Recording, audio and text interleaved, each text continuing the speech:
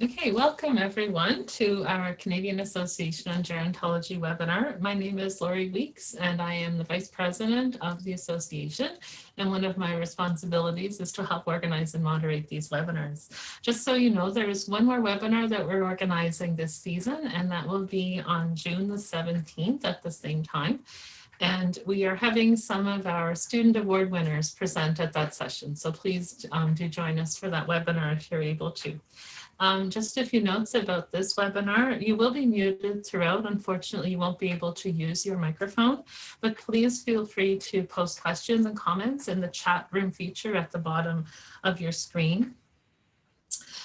Today's webinar is going to be delivered by Theodore Cosco, who is an assistant professor of mental health and aging in the Department of Gerontology at Fraser University, and he is a research fellow at the Oxford Institute of Population Aging at the University of Oxford. Dr. Cosco is a chartered psychologist trained in applied social research methods and epidemiology. And at age 12, Dr. Cosco began volunteering in a long-term care facility, beginning what would become a lifelong passion for gerontology and the aging process. So using both qualitative and quantitative approaches, Dr. Cosco examines a range of factors that promote healthy aging and resilience in older adults, from digital interventions to physical activity. The title of his talk today is Social Media and Knowledge Mobilization, the Good, the Bad, and the Useless. So welcome and thank you for delivering our talk today, Theodore. And just also to note that Theodore, or Teddy, has recently received a Canadian Association on Gerontology New Investigator Award. So thank you very much for joining us today.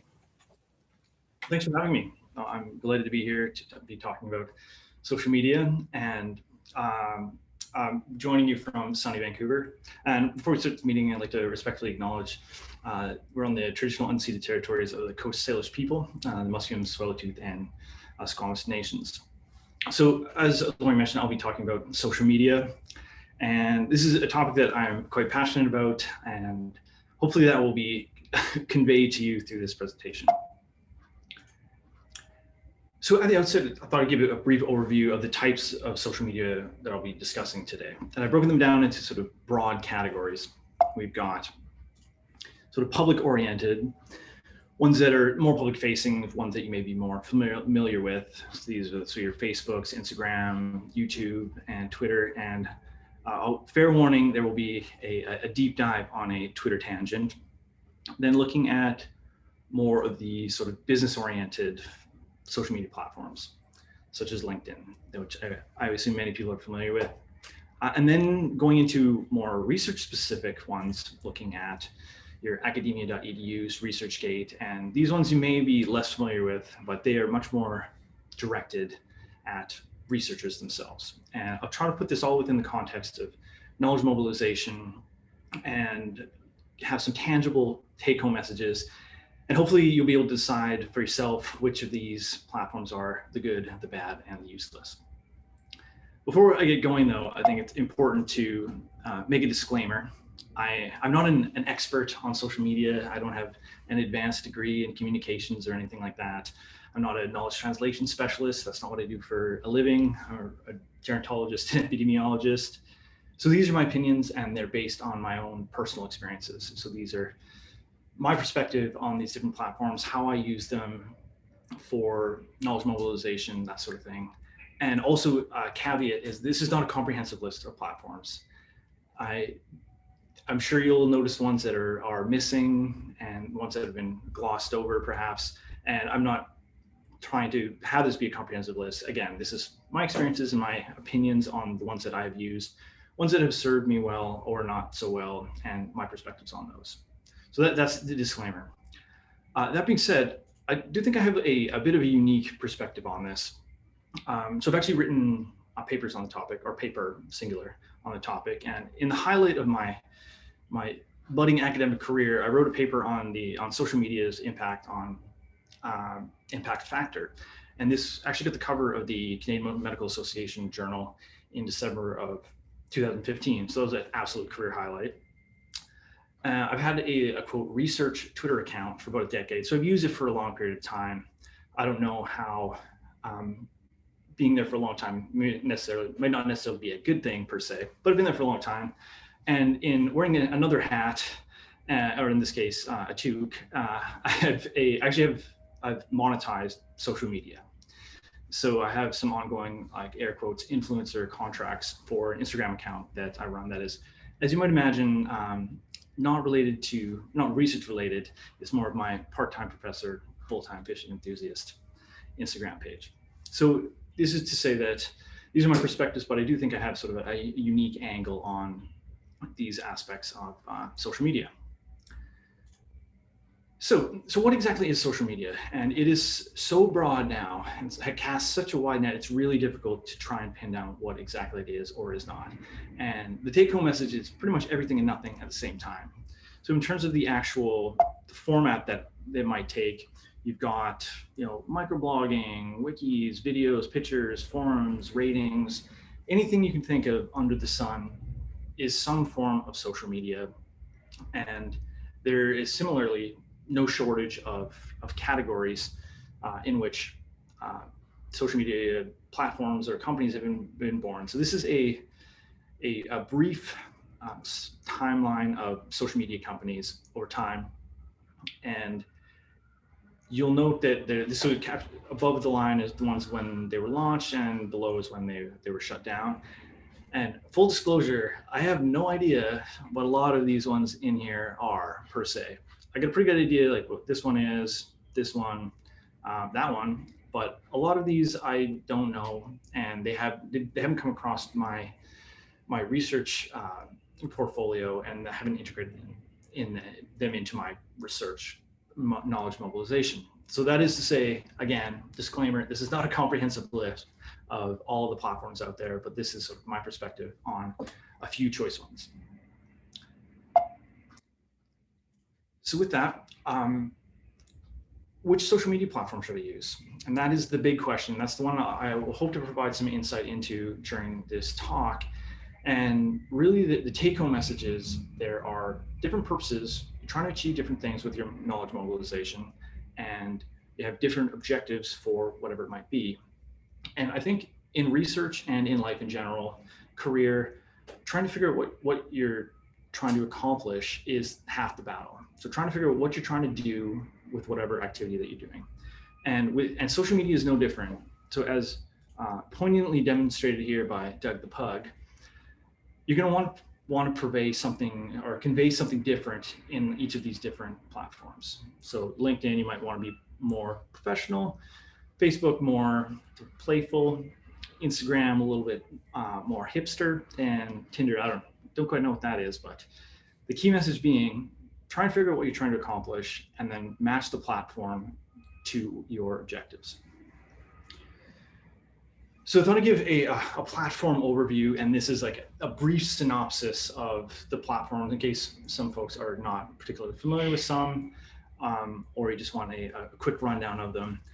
And I was trying to think of a snappy way that I could do this in a quick way, and I thought I could explain it using beer, because what can't beer do? Even explain social media platforms in a short and concise way. So using the example of beer and how one might convey their relationship with beer on social media platforms, we'll do a brief synopsis of social media platforms. So for each one of these, I'll have the platform and then how you might use it to convey a beer message. So Facebook, I like beer. Twitter, I'm drinking #beer. Instagram, here's a photo of me drinking #beer.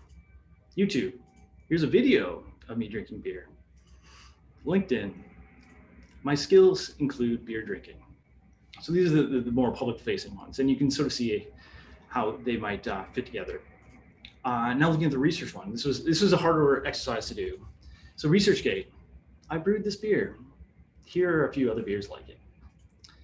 Academia.edu, I brewed this beer. Here are a few other beers like it. And for a fee, I can learn more about my own beer. Google Scholar, 20 people drank the beer that I brewed. And Publons, I provided feedback on 15 people's beers. So thank you for coming to my TED Talk on beer and social media. There we go. So that's a brief synopsis. We'll go into some more depth of all these different social media platforms, and not just as they relate to beer, but as they relate to knowledge mobilization.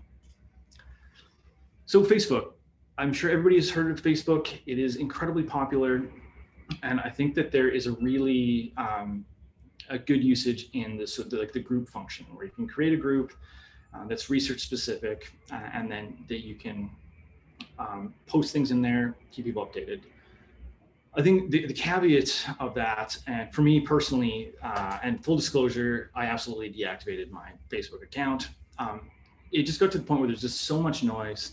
It's not research focused at all. And for a platform that's trying to accomplish a research purpose, it wasn't working for me. And fake news is everywhere, clickbait is everywhere. You know, you need not look any further than 2016 to find some pretty stunning examples of that.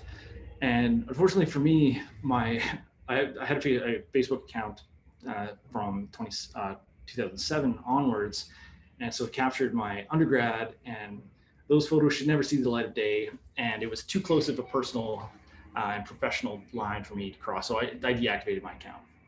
It's still there. I could reactivate it if I ever wanted to. But for me, there just was no real purpose for Facebook in a professional capacity, and I've never tried to thread that needle with conveying information through that for research purposes. So Facebook was really a no-go for me. Instagram is in the same vein as Facebook. I would say it's very popular, it's very aesthetic, it's photo-based, so there's less of an opportunity to go on these big rants. Now, you can if you want to, but you can just look at the photos if you want to as well. Similar cons, there's lots of noise. It's very difficult to capture a research audience. It's not research focused. And one thing that is very apparent is that you have algorithm-based impressions. And by that, what I mean is that just because you're following somebody and they post something at 10:01 a.m. and you log on at 10:02 a.m. and it's not going to show up at the top of your feed. It's not a chronologically ordered system.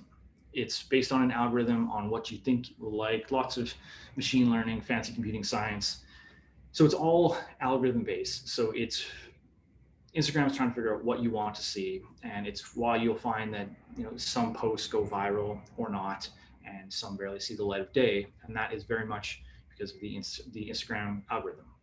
So I don't really see this as having a really strong research purpose for myself. I was thinking about it, and you could definitely, like, perhaps for like a photo voice project, that might be useful, having an Instagram page for that. But for me, it's never really had a professional use or research or a knowledge mobilization purpose per se. It's more been used for things like this. This is a chorizo hash I made for some friends, and posted this on the interwebs. And this was one I actually did in paid partnership. So received money to do this post. And that was an excellent use of it for me in my personal life, but in my knowledge mobilization professional life was not a great usage per se. So YouTube is a really interesting one. And full disclosure, I don't have a YouTube account for knowledge mobilization purposes, but I can absolutely see how it might be used this way. Video is a great platform, a great medium to translate research findings. It's easily digestible. A lot of people can use it. It's not a real issue in terms of interpretability. Some journals are now doing fire trucks. Some journals are now doing video abstracts. So in addition to your written abstract, you can have one where it's you speaking.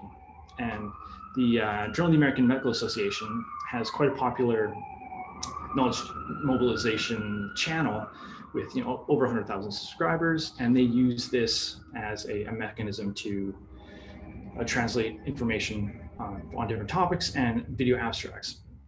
Also, another pro is it's monetizable. So in a similar way that you can monetize Instagram through different channels, you can get paid directly from YouTube if you have enough viewers and you have the right content in that. But you can make money on YouTube. in a similar vein to a lot of these public facing ones, there's a ton of noise, and you're getting a lot of clickbait stuff that will come up in your feed, and it's not necessarily evidence-based and scientifically robust per se. And again, you're getting these algorithm-based impressions. So this is why we see some videos go viral and some videos never see the light of day. And so you're not necessarily getting a reliable, chronological, up-to-date version of that, of what is coming out on the channel. But I can absolutely see that people using it for different purposes, like giving a lay version of a project, recording a video of a paper, and like a brief synopsis of that. So I haven't used it personally, but I can absolutely see how it might be used. So Twitter. Twitter is a really interesting one because it's very popular and it has a really large academic community. So you can, if you look under things like hashtag academic Twitter, hashtag Gero Twitter, hashtag Epi Twitter, you'll find tons and tons of people that are involved, actively engaged in the Twitter community. And one thing I really like about it is it's up to date. You can get up to date, get updates on things that are happening. It's a good way to keep your sort of finger on the pulse of new papers that are coming out. If you follow accounts for academic journals, for example, you can see what's coming out. You can see if you have colleagues that are doing different bits of research. It's quite easily for them to translate that information via Twitter. In terms of the cons, you get a ton of noise. There's lots. You get the clickbait issue everywhere, and one of the big challenges of being in the scientific community and trying to mobilize knowledge is that science is oftentimes much more boring than clickbait. So saying that X is associated with Y is not something that you're going to be hugely inclined to click on per se. But if you say, if you don't do X, you will die of Y, that is a much more compelling clickbait style link. But oftentimes science doesn't work that. Causal mechanisms are hard to come by. So you get a ton of this on Twitter. Again, it's not research focused per se. And one of the real challenges that we find is trolling, where you get, because anybody with a computer can wade in on an academic conversation. They don't, whereas in a conference, the barrier to entry is much higher. You pay a fee to get there, and presumably this weeds out a lot of people that aren't actually academics, or they're not interested in the topic, or at least versed in it in some capacity. And you'll get people wading in, some guy on his couch in Ohio, wading in on quantum physics, and you can do that because that is the power of the internet. So just to be wary of that. The way that I've used Twitter is I have my air quotes like personal account, and in this, and the way that I structure basically everything is I use the same photo. And you'll notice this across all of my platforms. I use the same photo, and it's one that I think is reasonably up to date. It's from a few years ago. It's not a photo that was taken on an iPhone somewhere. It was a SLR camera, which is not necessary given the quality of phones nowadays. But it's a photo that looks reasonably professional. And if somebody saw this photo and they saw a picture of my face, they'd probably be like, "Oh, that's the same person." A little bit older, a little bit longer of a quarantine beard here, but they would recognize me. So in this, I cover what I do, my job, my positions, the lab that I lead, that sort of thing, and a link to my lab's webpage, that sort of thing. And it provides a reasonable entry point to my Twitter feed and to my social media presence. One thing I think it's important to acknowledge is the ratio of followers to following, because this is something that comes up a lot, and it will become more apparent why this is important a little bit later. But if somebody follows you on social media, you're likely to follow them back, and vice versa. So if you want to get a gauge of sort of the relative influence of individuals, if somebody has a ton of followers and they're following fewer people, it's probably a good indication that they're having a greater influence or greater impact on a greater number of people. And what you get is you'll find people that they have, they'll have, 300,000 followers, and then, oh, come on now. Okay, sorry about this. go Skype. So if you have somebody who has like 300,000 followers and they're also following 350,000 people, it doesn't really mean they're having an impact on 300,000 people per se. It could be true, but seems unlikely. So when you have a greater followers following ratio, that is indicative of, at least in my opinion, of somebody having a greater impact. One thing also, the number of people that you're following, to my mind at least, there's definitely an upper threshold of the number of people that you can follow reasonably. And for me, it's definitely under 1,000. I don't think I can follow 1,000 people and have be taking in every post. So I selectively choose the people that I'm following and try and have it so it's a reasonable amount. So I also have my like professional like lab profile. So this talks about the project, what it does, what the aims are, use some classic hashtags to try and lure people in, that sort of thing. And as a link to the lab page, and you'll note that this was started about a decade ago. So I've had like a blog that I used to run out of this, and it's followed me throughout my career, and it's been sort of the lab that I've been with or the projects that I led, and that was a knowledge mobilization platform for that. And now that I have my own lab, I can reasonably, I've got the lab logo on there, that fun stuff, and then a link to that. So this has been my professional portfolio, and I've had followers following me through this journey for a long time. And so they have a pretty good idea of what they're getting. It's pretty consistent because I work, old adults, mental health, technology. It's pretty much on brand, regardless of what the Twitter handle is.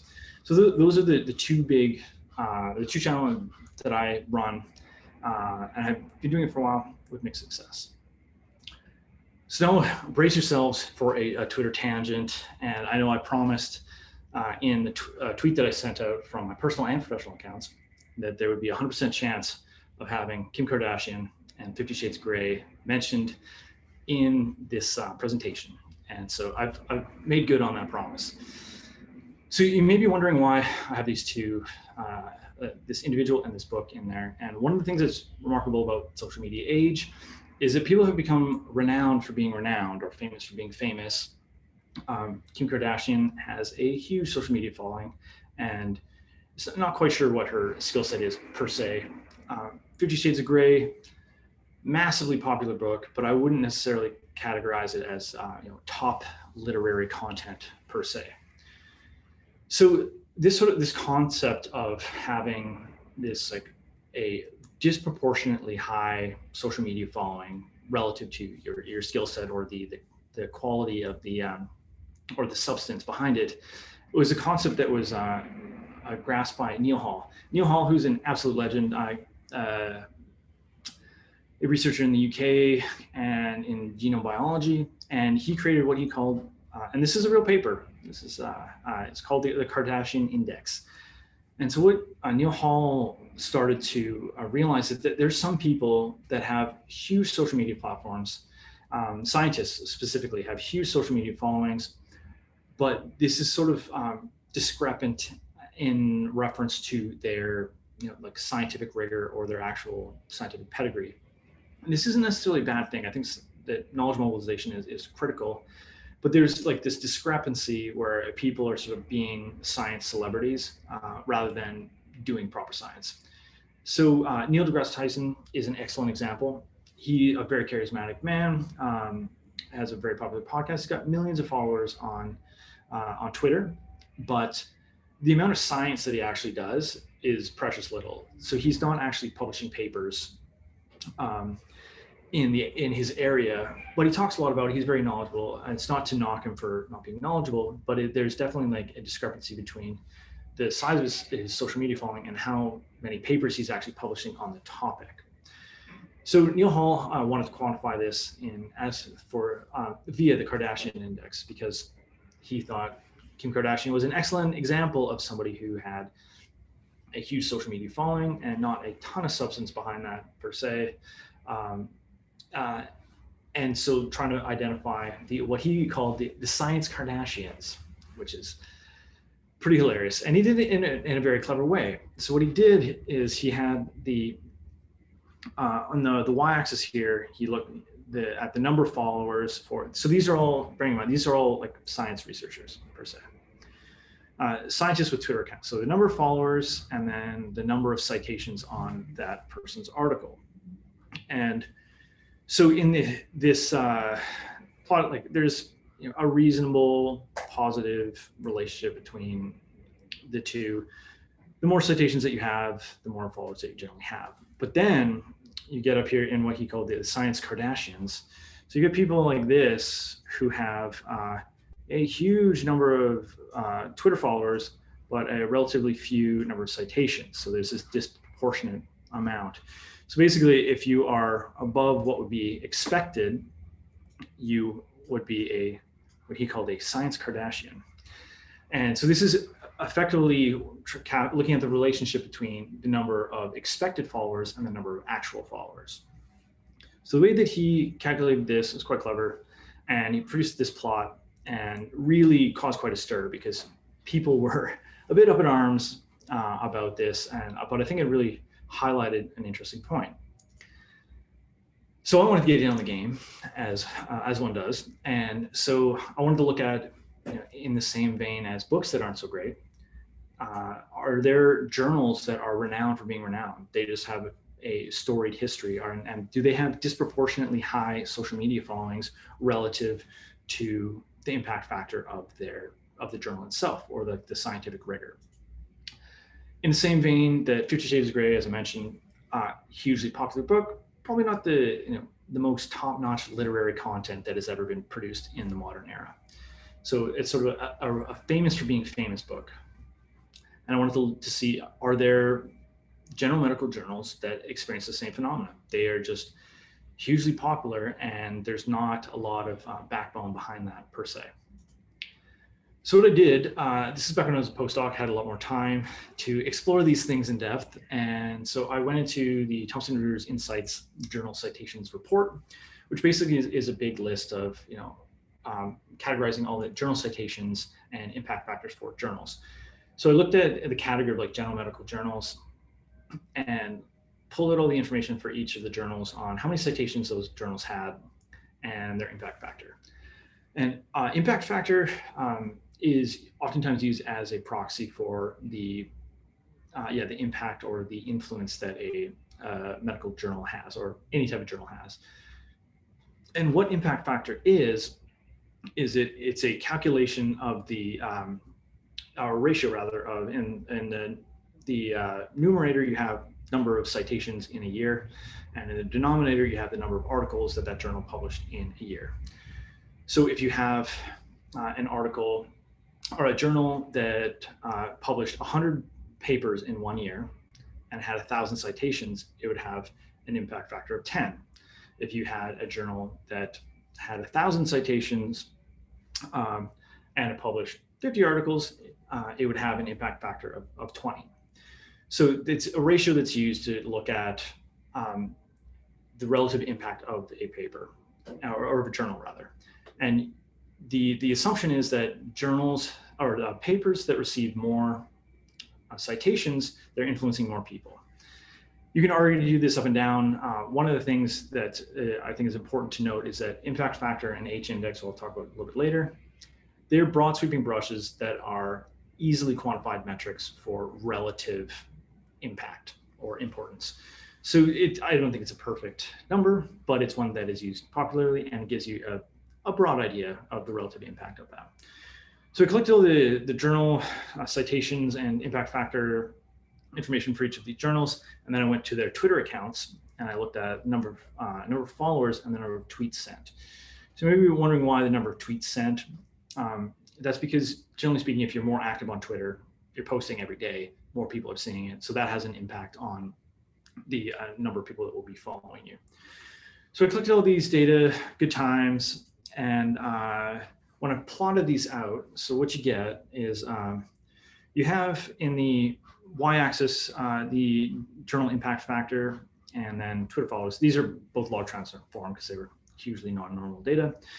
But you get a general positive linear relationship, which is great because the highest impact factor journals have the biggest Twitter followings. That to me says that science that has more impact is reaching a broader audience, which is a W in my books. Similarly, when you look at the journal citations relative to Twitter followers, there is that same sort of trend. But now I wanted to have like the equivalent of the Kardashian index version of a journal. And so I did some actual science here and calculated a ratio, developed a formula to calculate the 50 Shades of Gray scale, abbreviated to the Gray scale, which is exact same thing basically as the Kardashian index is looking at the ratio of actual followers to expected followers. So in order to calculate the number of expected followers, you have the number of tweets and the impact factor. So this is a regression formula that was derived from the previous slides. And then I popped that into this calculation here. We're looking at the number of actual followers divided by the number of expected followers as per this formula. So what you get is, so we've got the 50 Shades of Grayscale score, and you find that there are absolutely some outliers. So these guys here are have this discrepant social media following relative to their impact factors. So these are disproportionately popular given the level of the impact factor that they have. So this sort of highlighted this sort of unique relationship between these variables. So what I took from this and on this massive tangent is that, generally speaking, general medical journals, the impact factor and citations for those journals generally corresponds with the number of followers that they have on Twitter. So higher impact science is reaching a broader audience, which is a W in my books. Knowledge mobilization is working in some capacity in that, you know, better science is reaching a broader audience, which is good. But my tongue-in-cheek conclusion to this was, you know, cognizant that these metrics have been proposed in jest, the K-index and grayscale do, however, prod at the tender underbelly of science's unspoken popularity contest. And that is a quote from that the CMAG article that I published, and I think it's true. Neil Hall and I both proposed these sort of with a very tongue-in-cheek attitude, but it highlighted that some people are disproportionately popular relative to how much like proper science that they're actually doing. So that was a massive tangent. Back on track. So LinkedIn is your classic business-oriented platform. A lot of people use it for job searching, networking, and hiring. I've had a LinkedIn account for a long time, and I have a reasonable number of connections. What that actually means, I don't know. But I don't really know who actually uses it in a practical format. I've used it in a hiring capacity, bearing in mind I wasn't hiring an academic. It was actually for a knowledge translation expert, which is a whole nother story. But I'm not entirely sure who actually uses LinkedIn besides headhunters. And one of the things that will get you in a lot of trouble is, and I'm as guilty as anybody, is lurking on LinkedIn. Because if you have a profile that is public, people see when you visit their accounts. So if you go to somebody's account, they will know that you were there. And if you don't add them as a friend, it's just lurking in the background and people will know it. I don't know how this is perceived in some circles, but it happens. I'm as guilty as anybody. And I haven't found a really positive use for LinkedIn, but I still use it. It's just there. I'm sort of waiting for the moment that it's going to be a real asset. Moving more into the very research focus. So academia.edu, it's very good for dissemination. You can put papers on there. You can network with like-minded individuals looking at the similar papers, and it's very research focused. It's directly at research. Full disclosure, I do not use it anymore. I think I even have in my, still have my postdoc qualification, postdoc bio info. And that's mainly because it's pay for play. And that, as a thrifty gentleman, I didn't want to have to pay for that. And so what you get, like this absolutely rubbed me the wrong way. So it's like, find papers that mention Theodore Cosco. 8 highly cited papers mention your name. I have no idea what that means. What is a highly cited paper per se? Don't miss a single capital M mention. I have no idea what a capital M mention is, so I wasn't that interested. Track your growing reputation. That's assuming that my reputation is growing. And see what academics are saying about you. I have no idea what that means. I don't know how they're going to capture that. So this was definitely not worth my money. I think it's $100 to do it. So I was like, that's a hard no. And they throw things in here like 905 academics from Oxford subscribe to Academia Premium. I don't know why they have this. Is my affiliation? Is it just a random flex? I have no idea why they would do that. And I'm sure the individuals whose photos these are not pumped on being an advertisement for this platform. Again, my opinions, I just don't use it because I don't feel the need to pay for a service. And they do cheeky things like this. So I get this in my feed. So the name TD Cosco has one recent mention.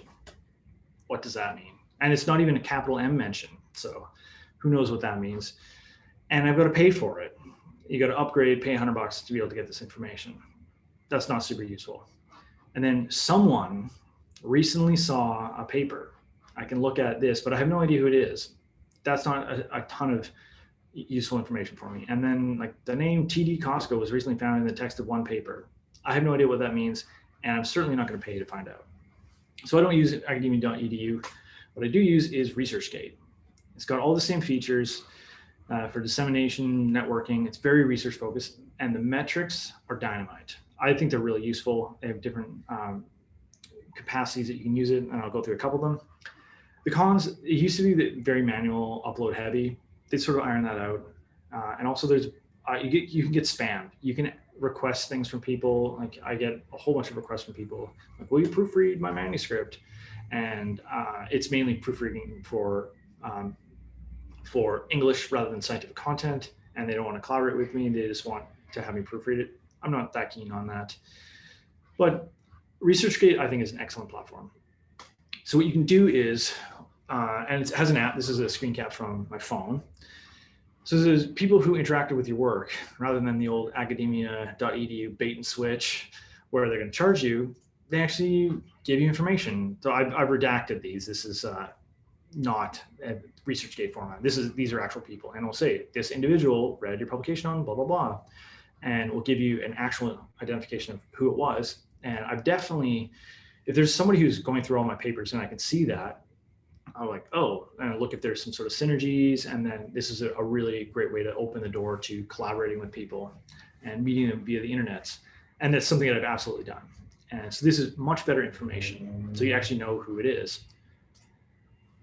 They give you some stats, research interest. I have no idea what this means. This is a proprietary blend of ResearchGate's idea of what research interest is. This is sort of black box. I don't know what it means. Citations, it's sort of useful. You'll note this is different than other platforms like Google Scholar, Publons, which we can get to. Recommendations, these are just people recommending it, and it gives you an idea of how many people are reading it. And this is much more interesting when you look at it in context over time. So you can look at this, my proprietary blend of research interest is going up. Not so interesting, but reads. So like, what was happening here? What was happening here? Did I publish particularly interesting papers then?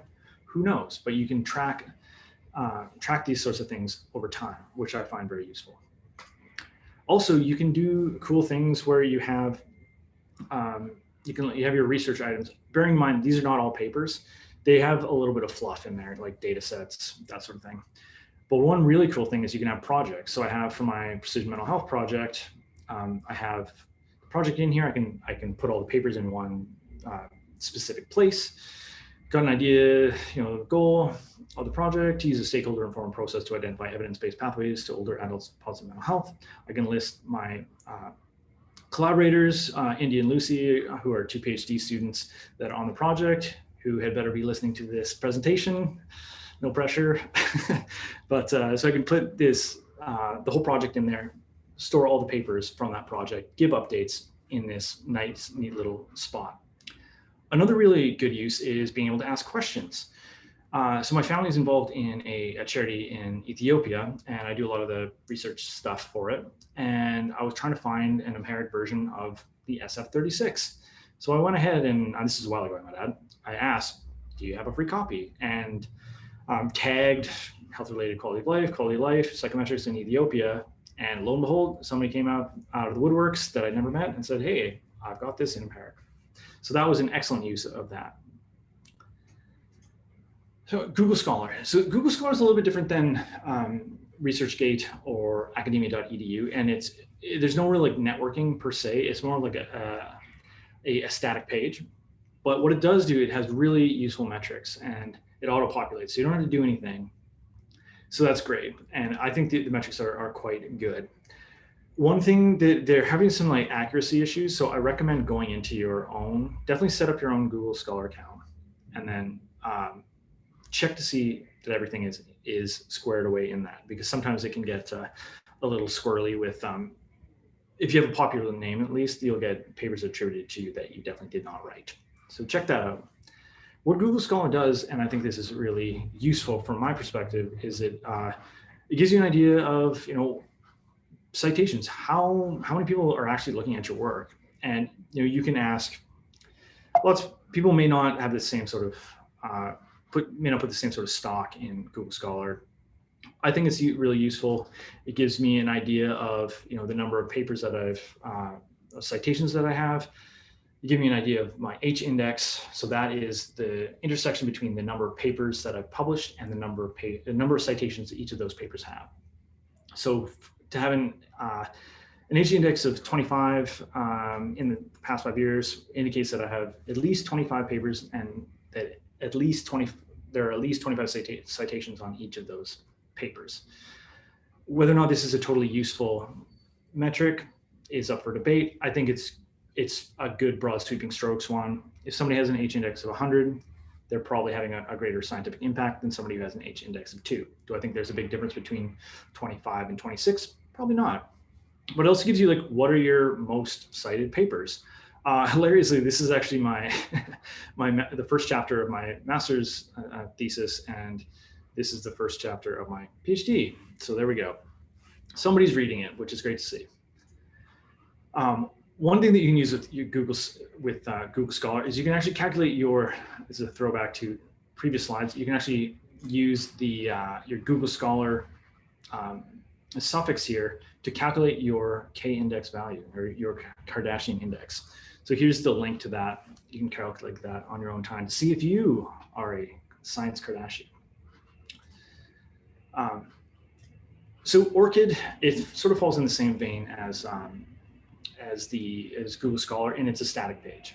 It auto-populates, but what it does do is it gives you this unique identifier. So this unique identifier, your ORCID ID here, this is mine. I've got links on it. It's not super useful, but journals oftentimes will ask for this ORCID ID, and it gives you a unique research identifier that you can use and carry it through all your papers. I don't know how useful it is, and there's no networking or anything like that. And so it's not really social media per se, but I would recommend getting one because journals are increasingly just asking for it. And finally, Publons. So Publons is a really interesting one. It's relatively new, and it's basically giving people credit for peer review. Peer review, as I'm sure many of you have experienced, it's a big volunteer racket where you give your time and effort to something that you don't really get much back, but you're paying it forward, hoping that you reviewing will give you more people actually review your papers. So it gives you a bunch of stats. It'll give you number of publications that you have, how many times they've been cited, which will definitely be different from Google Scholar because they calculate it in different ways. It gives you an H index, also different. But the thing that they're very rock solid on is the verified reviews. And what you do is when you review a paper, you'll get an email back, the journal of such and such, thank you for reviewing paper X, Y, and Z. And then you forward that to Publons, and then their computing machines will then upload that to your Publons page and will give you credit for it. So I recommend getting one of these. It gives you credit. It's a great way to keep track of it if you ever need to know. It also gives you some interesting stats. So it gives you, so this is my publication or my review record. So I've reviewed about 165 papers in my career. It's not a huge amount, but it's early days, and you can see when I actually was doing that. So you can see when I had lots of time. So here's when I was a PhD student. Here's when I was a postdoc and just very much in writing papers all day, every day. And then sort of as I got increasingly busy, more senior, and then quarantine is just like drinking from the fire hose of peer review article requests. That's just been a little too much. So it gives you a flavor of that. But an interesting one is this review to publication record or ratio. And I think you should have it at least 2 to 1. 2 to 1 reviews to publication. So you are reviewing more papers than you're publishing, paying it forward, doing a solid for academia as a whole. It also gives you this really interesting stat, which is how long are your reviews? It'll give you, so I've got my current job, not PhD and postdoc institutions. And so tagged to my account. So that's why they populate here. You won't get the same ones. But so it gives you all reviewers are rounding around 400 words for a review. And then these 3 institutions around 6 to 500 words. And I average around 950 words for a review. And I try and do my best to provide useful feedback for papers. And I think that is a great way to promote good science. And it's definitely a paying it forward thing that I would highly recommend doing. And this is just an interesting stat to have. So take home messages. I think, as I mentioned at the beginning, identifying what your objective is, what you're trying to accomplish through your knowledge mobilization tasks is the key bit. And that will give you a much better idea in being able to categorize between the good, the bad, and the useless for each of these different platforms. Are you trying to disseminate your information? Are you trying to track things for CV purposes? Are you trying to find a job, trying to hire somebody? And the key bit is matching your objective to the platform. If you want to do something that is very visual, using Instagram or YouTube may be for you. If you want to do something where you are networking with people that are like-minded and finding papers in your area, ResearchGate may be a good opportunity for you. But the key bit is to play to the strengths. Don't try and make something into, make a platform into something it's not. Play to what its strengths are, be aware of the weaknesses, and hopefully something in this conversation will have been at least a little bit useful, if nothing else, a little bit entertaining. And I sincerely appreciate you taking the time out of the day to come to this presentation. So thank you very much. Thank you so much, Theodore. That was a really great overview of various platforms. And as you said in your title, the good, the bad, and the useless. So that was a great synopsis. There were a comment about using beer was a very interesting way to explain the purpose of each of those platforms. So that was great. We do have some comments posted that we can address here, and we have a few minutes for discussion now. If you do have other comments, please feel free to post them in the chat function. And as Anthony has posted, there will be a recording made of the slides. So this presentation will be posted on the CAG website under the webinar section.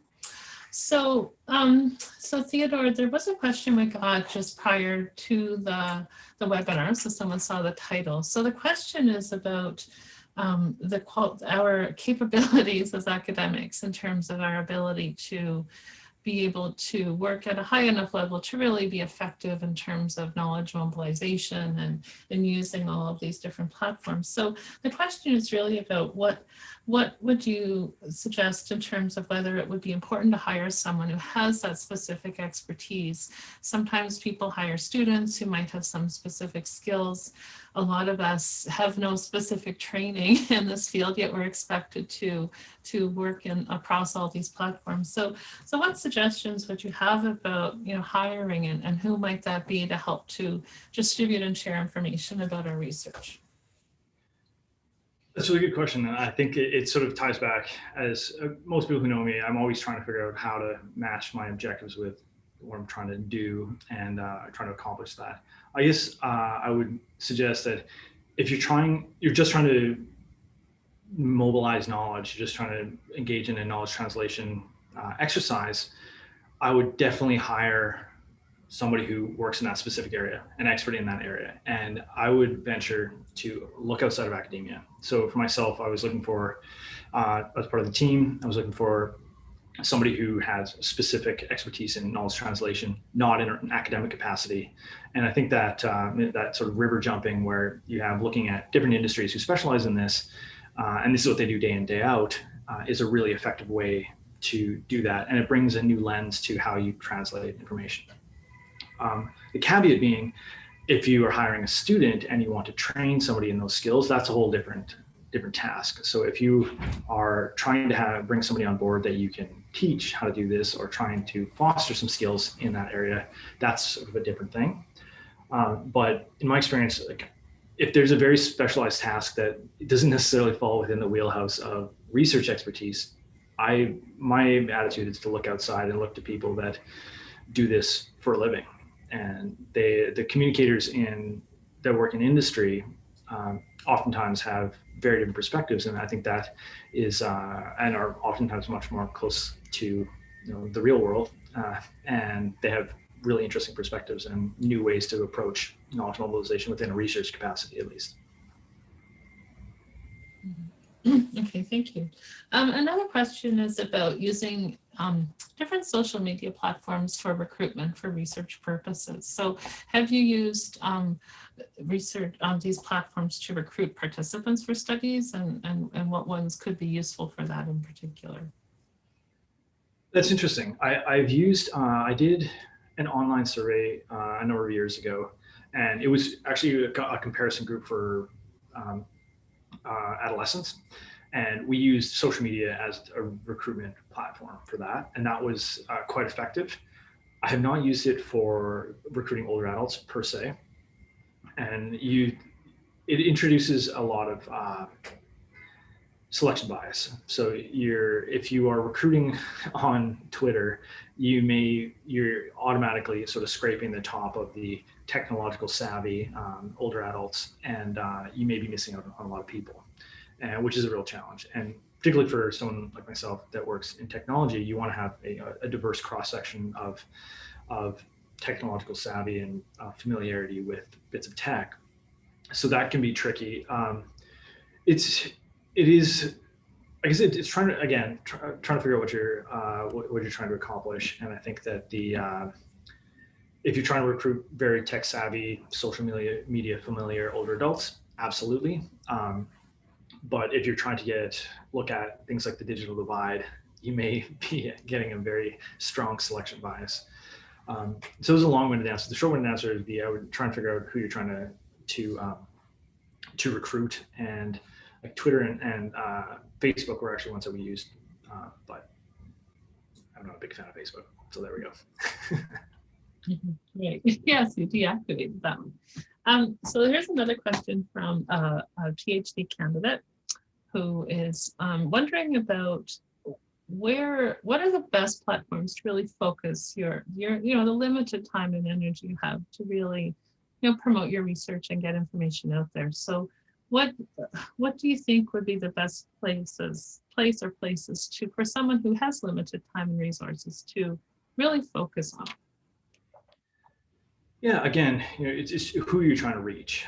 If you're trying to reach other researchers, I think ResearchGate is excellent because it does a lot of auto-populating.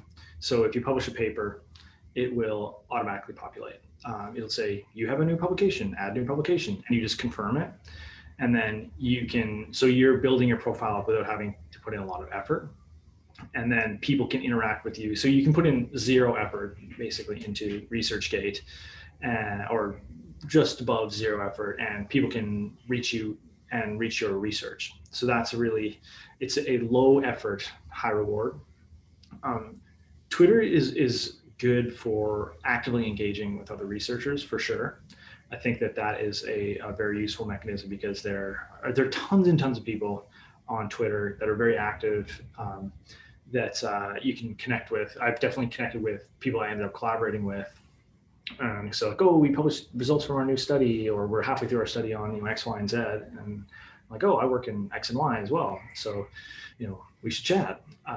So I think that depending on how much, you got to look at how much time you want to dedicate to it. I think that having a ResearchGate page is great for disseminating information. A lot of it being passive dissemination, and then actively engaging in the Twitter community, I think can be effective, but you want to be targeted. Yeah, I wouldn't recommend following thousands and thousands of people thinking that you're going to find some sort of meaningful connection. I like follow a few select people that are like right in your niche, and then that's what I would suggest as sort of where I would put my efforts. Okay, great, thank you. So we've been talking mostly about sharing our research with other researchers. So, making connections with other people and knowing what other people are doing. So there's a question here about people who really want to get our knowledge into the hands of decision makers and influencing policy or practice. What platforms, if you're aware, would be the most effective places for decision makers to be able to access research and to be able to share findings with decision makers? That's a good question, and it's hard because you're on like in academia, we sort of have a little bit of a platform because we're doing science and our work is evidence based. But then when you go into the Twitter sphere and it's you and buddy down the road and the person sitting next to you, Tim Hortons, all on the same Twitter feed, so they have the same access to decision makers as you do. So you don't have a specific platform. So you can definitely tweet at decision makers. Lots of decision makers and politicians and things will have Twitter profiles, but trying to differentiate your voice amongst the rest of the noise can be a challenge. So that's a really good question. I don't have a great answer. If somebody out there has a good one, it'd be great if they could forward it on to me, because you're trying to capture the ears of people that are very much in demand. And as scientists, we have a little bit of a platform, and that we can convey research findings. But when we're back in the mix with the rest of the population, it's a little bit more challenging. But I think if you have, one thing that I would say is that people that have big social media followings get more attention, absolutely. And people will, like, if they're, politics is a popularity game, and if there are popular people, they will want to have them on their side. So like a guy like Ben Goldacre in the UK has a huge social media following, and he gets things done when his 500,000 odd followers see him tweeting to his MP. They take notice. And so it's sort of a weird thing where you could even use the strength of your own social media presence as adding strength to your argument or your viewpoint. So I don't know, that was my long-winded answer. My short-winded answer, I don't have a good response to that, but TBD. Yeah, no, that's great. I think, well, we've muted everyone. We don't let people speak. We've often used the chat function as a knowledge sharing forum. So if anyone does have some ideas about some of these questions, feel free to post those. The chat will be published along with the video at the webinar as well. So feel free to post anything there if you have any suggestions on any of these things. Just one final question, Theodore. Hashtags are a bit of a mystery to me. I'm not a great Twitter aficionado, but it sounds like a platform that you use effectively. Do you have any favorite hashtags related to gerontology in particular that you recommend using with Twitter? Yeah, I use older adults, which is pretty straightforward. Ticks the box very commonly. Like I put the biggest ones like right in my profile. Like I have like big data, mental health, older adults, that sort of thing. So those are the main ones. And you can search by hashtag in the in the search bar in Twitter. So it's a good way to explore what's popular. And usually they'll give you an idea of like how many other people follow that or how many tweets relate to that. So because my area is, in mental health, that's why I follow that. But you can look at specific niches. If you are in, long-term care or caregiving or, dementia, there are specific, very niche hashtags. So my suggestion would be to look at your specific area and really sort of be laser focused on what you do specifically, and then try and find the hashtags that best suit your purpose. Great. Okay. Well, thank you so much for sharing this really timely and entertaining information today, Theodore. We appreciate your efforts in putting this information together for us and sharing your expertise with our association. So thank you so much. And thank you all for participating. The recording will be posted shortly. And please do join us for our final webinar of our season on June 17th with some of our student award winners. So have a great day, everyone. Cheers. Thanks for having me.